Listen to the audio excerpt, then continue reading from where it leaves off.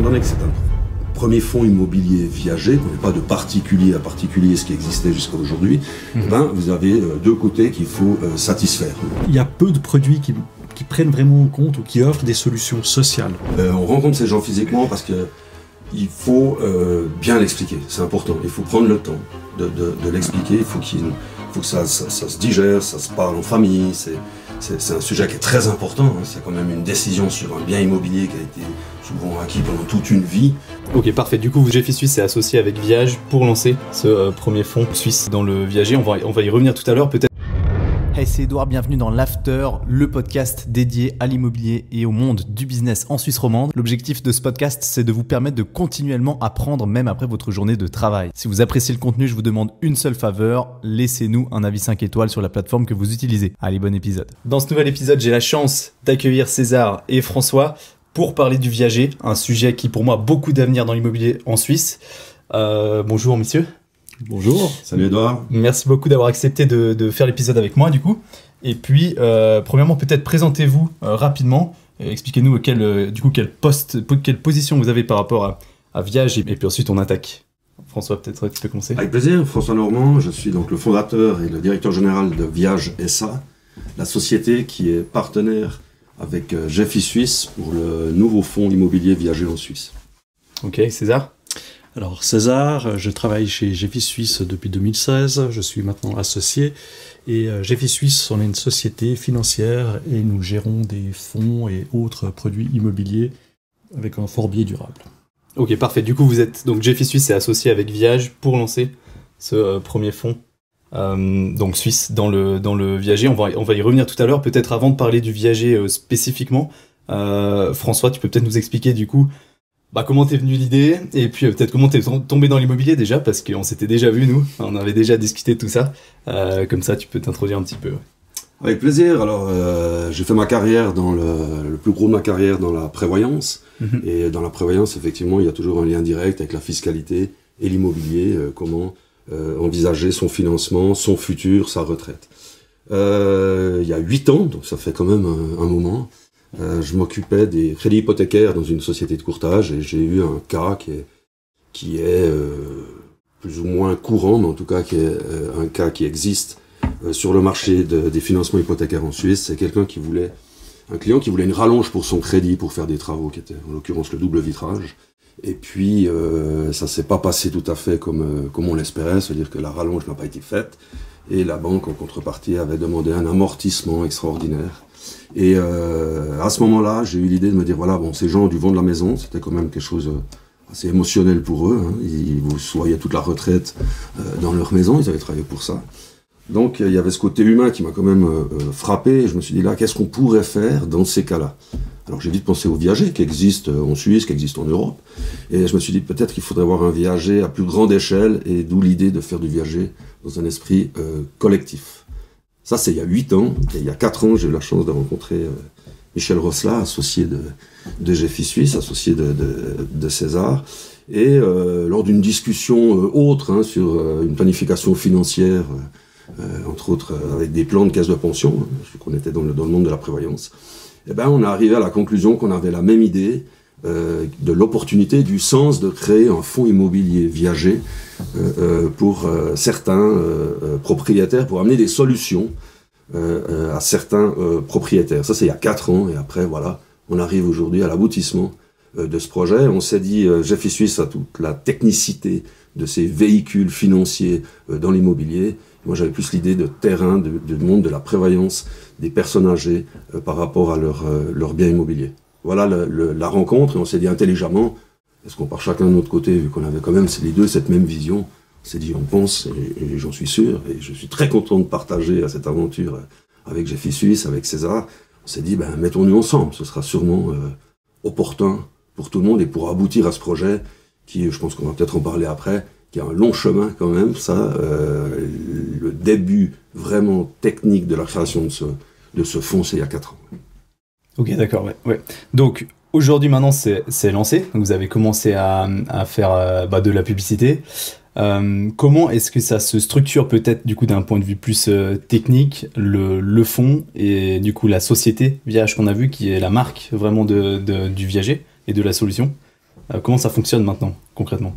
Alors, Viage, c'est la société. Viage, c'est la marque. Viage SA, c'est la société derrière, qui a comme mission, comme rôle dans ce projet du fonds, c'est de trouver les biens pour le fonds et faire tout le suivi après avec les personnes âgées pour les accompagner dans cette solution. Ça, c'est le rôle de Viage dans sa participation au fonds. Je laisse César expliquer le rôle. Effectivement, dans ce type d'investissement, il faut voir qu'il y a deux parties. Il y a ceux qui ont les biens, qui amènent les biens, et il y a les investisseurs de l'autre côté qui vont acquérir ces biens et mettre l'argent. Alors, GFI Suisse, on gère des produits financiers pour le compte d'investisseurs institutionnels notamment, avec, comme je l'ai dit, un fort biais durable. Et dans l'investissement durable, il y a trois notions. C'est l'environnemental, dont on parle beaucoup, le social et l'économique. Il y a peu de produits qui prennent vraiment en compte ou qui offrent des solutions sociales. Et nous, GFI Suisse, quand on a eu cette rencontre, enfin c'était mon associé Michel Rossella avec François, effectivement on a vu ce côté social qui était pour nous également important, d'où notre intérêt pour participer à ce projet. Alors après, GFI Suisse, on a déjà lancé plusieurs de ces véhicules de placement qui sont des véhicules de private equity immobilier, c'est-à-dire les investisseurs, donc des caisses de pension, ce véhicule ne s'adresse que à des caisses de pension, institutions de prévoyance, s'engagent à verser un montant. Nous, gérants, appelons l'argent auprès des investisseurs quand nous avons besoin, on déploie l'argent au fur et à mesure des opportunités d'investissement. De même, c'est un fonds fermé, c'est pour ça qu'il est réservé à des investisseurs qualifiés. Ce n'est que quand les viagers sont libérés que nous allons pouvoir rembourser les investisseurs. Donc il n'est pas exactement prévisible quand est-ce que l'investisseur retouchera son capital. Ouais. Donc c'est pour ça que c'est un véhicule un peu particulier. Il faut avoir une vision long terme, évidemment, sur ce type de produit. Et donc, comme l'a dit François, GFI Suisse vient avec cet aspect plus financier avec le produit qui vient entourer cette thématique sociale avant tout. Ouais, exact. On va en parler un peu plus dans le détail après. De comment fonctionne exactement le fonds. Si on s'intéresse peut-être plus aux viagers, comment ça fonctionne du coup, quelqu'un qui veut vendre en viager, qu'est-ce qu'il fait, c'est quoi les étapes? Viage va rentrer en matière, on va rencontrer ces personnes, c'est tous des choses qui se font physiquement, hein. On est à l'époque du digital, je crois que est bien placé pour le savoir. On rencontre ces gens physiquement parce que il faut bien l'expliquer, c'est important, il faut prendre le temps de l'expliquer, il faut que ça se digère, ça se parle en famille, c'est un sujet qui est très important, hein. C'est quand même une décision sur un bien immobilier qui a été souvent acquis pendant toute une vie, et on va choisir un chemin, une solution des fois, mais une solution pour différentes raisons, on va peut-être en parler aussi après, mais il n'y a pas que l'esprit financier. Donc la première étape, c'est d'expliquer le viager en général, qu'est-ce que ça veut dire, avec les intérêts du viager, les conséquences, d'être vraiment très très clair. La deuxième étape, c'est de personnaliser l'offre par rapport à la personne qui a l'intérêt pour cette solution. Ça, c'est, je dirais, la deuxième rencontre, quand la première étape, on a compris le grand cadre du viager. Après, on va expliquer personnellement, ça veut dire que là, on vient sur des calculs, le viager est fait de trois compositions, hein, qui sont le droit d'habitation, la rente et le bouquet. Donc on va venir un peu avec ces chiffres et on va faire une première estimation de la maison. Là, c'est vrai que c'est souvent avec des outils à cette étape-là, des outils digitaux. Et à ce moment-là, une fois qu'on a fait cette expertise et annoncé cette construction du viager par rapport aussi à ce qu'il désire, et ben là, c'est un expert qui va venir pour faire une expertise physique du bien immobilier. Étant donné que c'est un premier fonds immobilier viager, qu'on n'est pas de particulier à particulier, ce qui existait jusqu'à aujourd'hui, ben, vous avez deux côtés qu'il faut satisfaire. Donc il faut équilibrer ça. Et pour ça, il y a des règles obligatoires, si on veut. C'est-à-dire que nous, effectivement, l'expertise est faite par un expert indépendant de notre société qui va dire un prix, qui est le prix du marché, et on va se baser sur ce prix-là pour l'acquisition. Et effectivement, ce qui est la différence d'une vente standard où il peut y avoir une négociation, là c'est des points qui ne sont pas négociables, parce qu'en face vous avez des investisseurs qui vous font confiance et qu'il faut trouver l'équilibre. Alors le bon point dans ce cadre-là, c'est que on va pas essayer d'acheter à la casse, mais on va pas acheter aussi au-dessus pour X raisons. Parce qu'il y a un investisseur, donc on n'est pas là pour acheter plus cher que ça ne vaut. Mais la personne âgée, dans cette solution, ce respect, eh ben, on va pas acheter moins cher, comme ça peut être dans une négociation où j'ai réussi. Non, c'est vraiment le prix qui est juste. Ça, c'est la première étape. La deuxième étape, c'est le droit d'habitation. On travaille avec Christophe Steiger, un grand actuaire, expert en caisse de pension en Suisse. Et ce droit d'habitation, il ne sera pas négociable non plus parce qu'il n'est pas inventé. Hein, c'est des chiffres très précis qui est calculé sur, en gros, un homme seul, une femme seule ou un couple. Et ce droit d'habitation qui va être, en fait, si on peut dire, une décote du prix, ne sera pas non plus négociable. Ça, c'est vraiment les points, il faut se mettre d'accord au début. Et une fois qu'il y a tout ça, le conseil d'administration de Viager Suisse SA, qui est la société qui pilote ce fonds, va prendre la décision d'acheter le bien pour le fonds. Ok, donc le vendeur vient vers vous, vous envoyez un expert qui va s'occuper de l'estimation, et ensuite vous transmettez une offre, et c'est oui ou c'est non. Et si c'est non, ça s'arrête là. Oui, alors moi j'aime bien les prix nets. Moi j'ai toujours de la peine quand on va acheter une cuisine et qu'on part à 80 000 et qu'on finit 2 heures après à 20 000 parce que je me suis dit, est-ce que quelqu'un l'aurait signé à 80 000? Ça me fait tout, voilà. Ouais. Et avec les personnes âgées, et je pense que c'est un point très important, oui. Et moi, honnêtement, on est fiers du produit. Hein. On est fiers de la solution. Et c'est très juste. Alors si c'est nous qui faisions les prix, si le droit d'habitation était calculé un petit peu pour faire plaisir ou à l'arrache, je dis pas. C'est pas du tout le cas. J'aime bien cet esprit de l'expert indépendant qui fait son métier et qui nous rend un rapport. Il est rémunéré pour ça. Et c'est un rapport qui est indépendant. C'est pas nous qui allons estimer le bien. Je trouve ça très sain par rapport à la démarche. En contrepartie, peut-être c'est pas une solution pour tout le monde. Peut-être que des gens pensent que la maison, parce qu'à la base c'est une vente. Hein, le viager c'est une vente immobilière avec un mode de financement qui est différent. Le droit d'habitation, c'est un mode de financement. La rente et le bouquet, le cash, c'est un mode de financement, mais à la base, c'est une vente. Hein. Chez le notaire, c'est la valeur du bien qui va apparaître. Moi, je trouve très très sain le fait que tout le monde n'a pas la même puissance de négociation. Le problème, il est réglé, il n'y a pas de négociation. Ouais, exactement. D'ailleurs, je voulais quand la première fois qu'on s'est vu, on en a parlé. J'étais venu à Genève dans tes bureaux et je me suis dit, je sortais du brevet, je me suis dit c'est nickel. Moi, je viens de voir droit d'habitation, usufruit, je sais exactement comment ça fonctionne. Je vais aller challenger un peu, je vais poser des questions, tout ce que je peux poser pour trouver des interrogations, des éléments qui n'étaient pas clairs chez vous. En fait, tout est clair. Tout est très très clair. Ouais. 4 ans pour monter le fonds. On a eu le temps et aussi des recommandations, on va pas se mentir, des autorités de surveillance. Donc, moi, ça me plaît bien. Ça me plaît bien. C'est une solution que beaucoup de gens recherchent, on le constate maintenant. Voilà, c'est pas fait pour tout le monde. C'est pas fait pour tout le monde. C'est pas. Voilà. C'est clair, c'est net. Et tout le monde sait que vous n'avez pas la question de se dire j'aurais peut-être dû négocier un peu plus. Non, c'était non. Ouais, absolument. D'un point de vue, là c'est tout nouveau, donc c'est tout récent, hein, le lancement du fonds.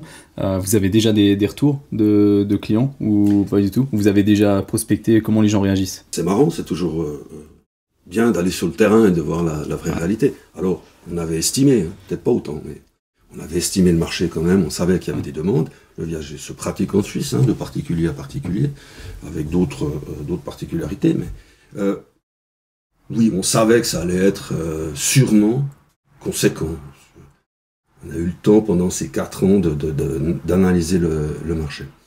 Depuis que c'est paru dans la presse et à la télévision, effectivement, les demandes sont énormes. Ah ouais? Mais ce qui est marrant, c'est ce qui est marrant parce que on a un peu l'image viager par rapport à une symbolique financière, une solution financière. Mais en fait, on voit qu'il y a beaucoup d'autres arguments pour faire le viager qui sont même majoritaires. Je prends la succession, typiquement, de faire du viager pour régler la succession du bien immobilier. L'image qui est très simple, c'est beaucoup plus facile de partager des billets que de partager des pierres. Voilà, je crois que tout le monde dans son entourage voit à peu près de quoi je parle. Oui. Non, alors la demande est longue, donc effectivement, aujourd'hui, on répond à la demande, on rencontre ces gens dans cette phase qui est voulue, dans ce protocole qui est voulu, qui est en 3-4 rendez-vous. Ouais, d'ailleurs, c'était ma question. Je pensais, parce que c'est très développé ailleurs, enfin le viager est plus développé en France, hein, si je me trompe pas. chez nos pays voisins. Mais du coup, est-ce qu'en Suisse, c'est pas arrivé un poil trop tôt, ça?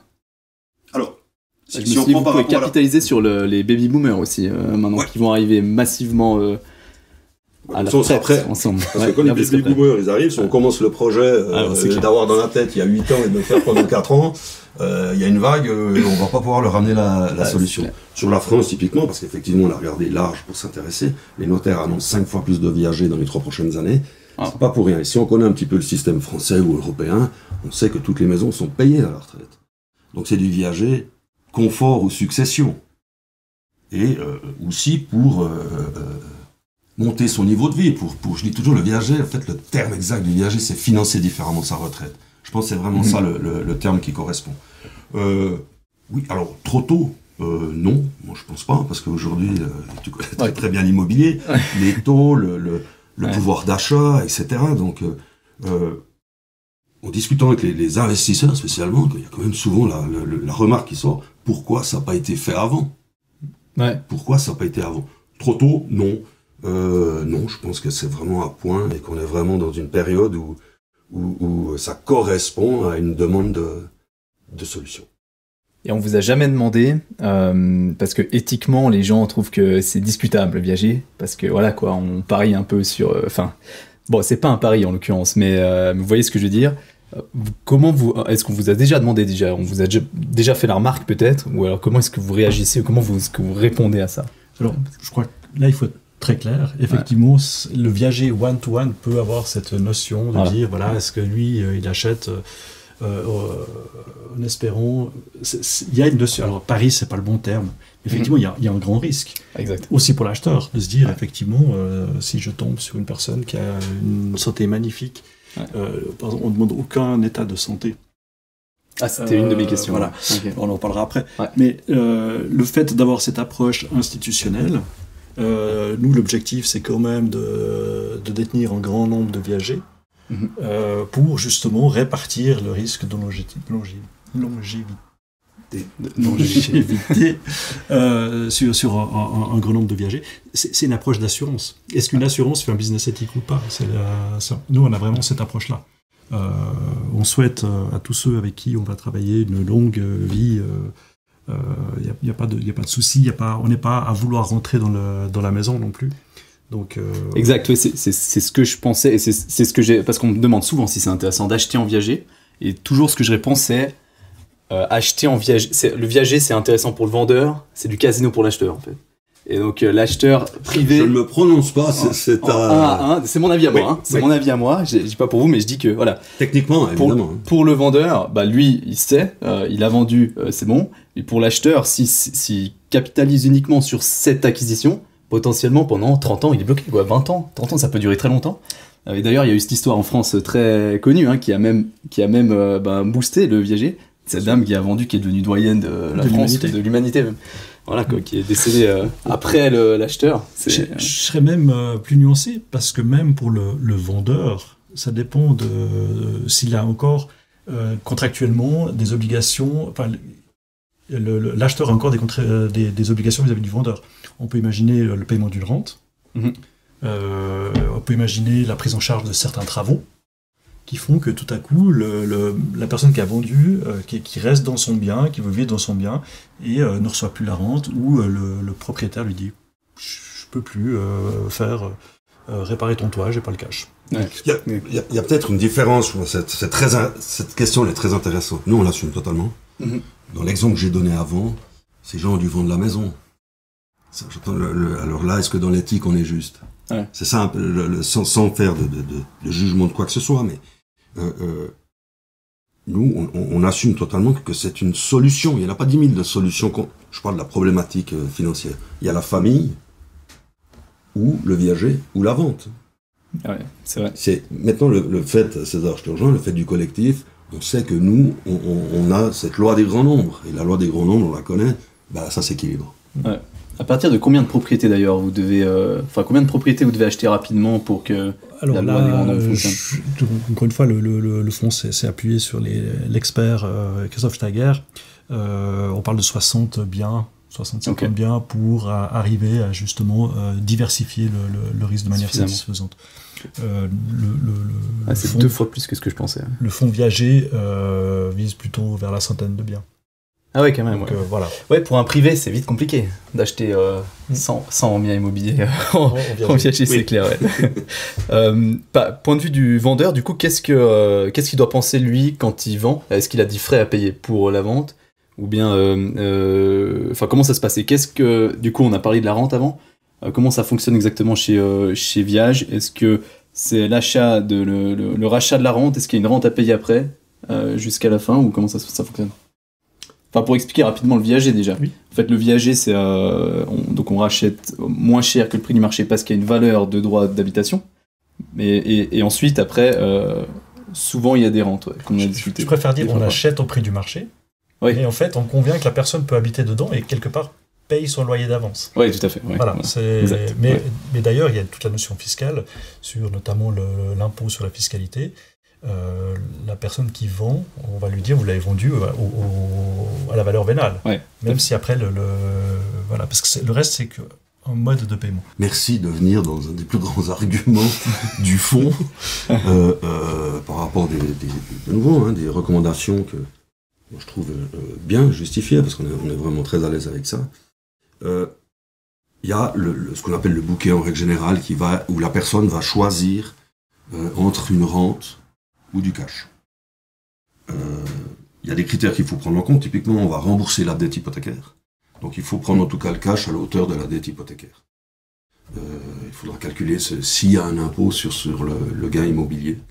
Et voilà, ça il faut en cash. Et puis après la rente. Alors, en recommandation, parce qu'on fait du viager, on a une rente minimum. Dans notre protocole, il y a une rente minimum qui est de 500 francs par mois. Mais quand vous avez 80 ans et que vous vendez votre bien, c'est une proportion du bouquet normalement qui est assez petite. Et nous, on la réassure. Je suis à la recommandation, mais c'est une très bonne chose. C'est-à-dire qu'on achète la rente à un assureur suisse qui va faire cette rente viagère. La rente viagère, c'est-à-dire qu'il va payer cette rente jusqu'à la fin des jours sur, ce qu'on appelle, c'est un peu barbare, mais sur les 2 têtes, donc sur les 2 conjoints, il y a une rente qui est faite jusqu'à que le dernier des conjoints soit plus là. Ok. Donc vous avez toutes les garanties, parce que quoi qu'il arrive, alors c'est un fonds institutionnel, donc plus solide que ça, c'est un peu compliqué, mais quoi qu'il arrive, la rente est versée, on a acheté la rente. Elle est garantie. Elle est garantie par l'assureur. Ouais. Ok, d'accord. Et puis du coup, point de vue imposition, donc vu que la vente est faite, donc pour aux yeux du fisc, la vente est faite à la valeur vénale. Oui.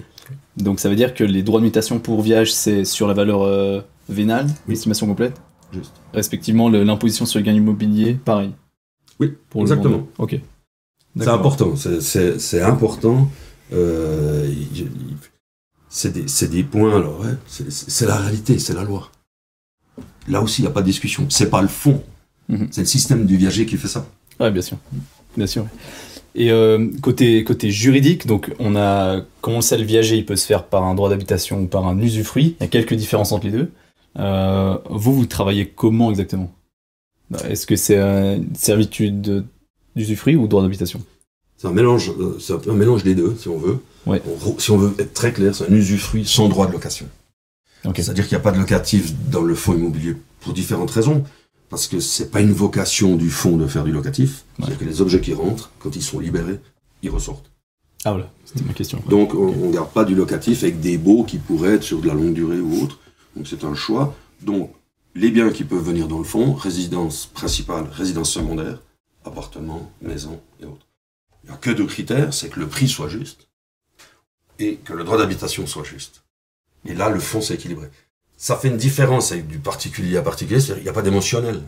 Ouais. On dit pas on l'achète parce que j'adore, elle a les pieds dans l'eau, on a la montagne. C'est pas d'émotionnel, c'est un véhicule financier.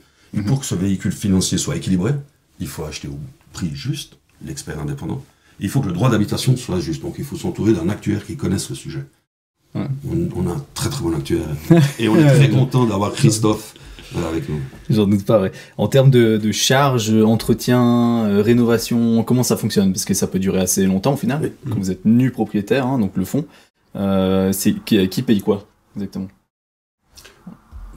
En gros, parce que nous après on l'a carrément listé. Je pas en mémoire, mais l'usufruitier, le crédit rentier, doit maintenir la maison à son niveau.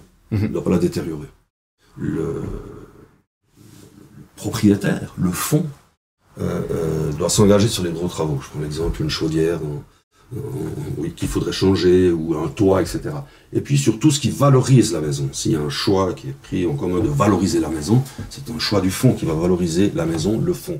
C'est pas à l'usufruitier Crédit Rentier de prendre ça en compte. Lui, c'est géré de nouveau par des lois qui dit qu'il doit garder à niveau, il ne doit pas détériorer le bien. Alors, nous, pour aller plus loin, qu'il n'y ait pas de discorde sur la durée, qu'on espère effectivement longue, on a tout listé. C'est une liste où la personne, elle en prend connaissance, et puis c'est établi depuis le début que, voilà, si c'est la chaudière, si c'est le toit, si c'est le lavabo, si c'est le double vitrage, tout est bien listé d'après la loi. Ok, mais tout ce qui entretient, par exemple, je vais dire le propriétaire, donc du coup l'usufruitier, lui se charge de toute la partie entretien extérieur, par exemple, de la maison, etc. Donc, alors, oui, cependant, nous on a vraiment voulu un produit aussi sociétal. Mm-hmm. C'est le fonds devient propriétaire. Vous avez une responsabilité. Je prends un exemple. Vous avez une personne âgée, son arbre est tombé sur la haie, etc. Oui, on va intervenir. Alors, c'est pas une obligation de notre part. Je dirais, ça va dans le sens de ce fonds pour l'image, pour le bien-être de ces personnes âgées. On va intervenir, mais c'est pas une obligation. Techniquement, juridiquement, il doit couper l'arbre, etc. Okay. S'il veut pas le couper, il le coupe pas. Donc, nous, on va être là. Dans ce sens-là, on fait une visite de courtoisie par année pour voir de quoi ils ont besoin et qu'est-ce qu'on peut faire pour les accompagner dans ces démarches. Donc, on va mettre un service en route qui est plutôt sur les petits travaux. Voilà, si on peut donner un coup de main sur la terrasse, couper un arbre, etc. On sera là et il y a une visite par année sur chaque propriété qui appartient au fonds pour pas laisser en déshérence le parc immobilier. C'est dans une intelligence d'accompagner ces gens-là. Après, oui, on va pas venir toutes les semaines tondre le gazon, qu'on s'entende bien. Mais on sait, parce qu'on s'est quand même beaucoup renseigné sur le viager, qu'il y a des gens qui osent, une fois qu'ils ont eu le viager, qu'ils ont touché le bouquet, qu'ils sont bien, qu'ils ont trouvé cette solution, je dis pas financière, je ne cadre pas que financière, mais cette solution qui les a soulagés, que ce soit succession, que ce soit financière ou augmenter leur niveau de vie, etc. Une fois qu'ils ont réglé ça, je pense que c'est très important de continuer à les accompagner sur le long terme. Ils ont un partenaire, donc ils auront un numéro de téléphone qu'ils peuvent appeler, une espèce de hotline. Où on a un service pour ça. C'est aussi un petit plus qui peut-être par rapport aux particuliers. Et du coup, à la fin, quand vous êtes réellement propriétaire de la maison ou de la propriété, qu'est-ce qui se passe? On a dit que vous vendez principalement. Et est-ce que le fonds, du coup, achète partout en Suisse ou bien Suisse romande uniquement? Vous avez des régions où vous achetez principalement?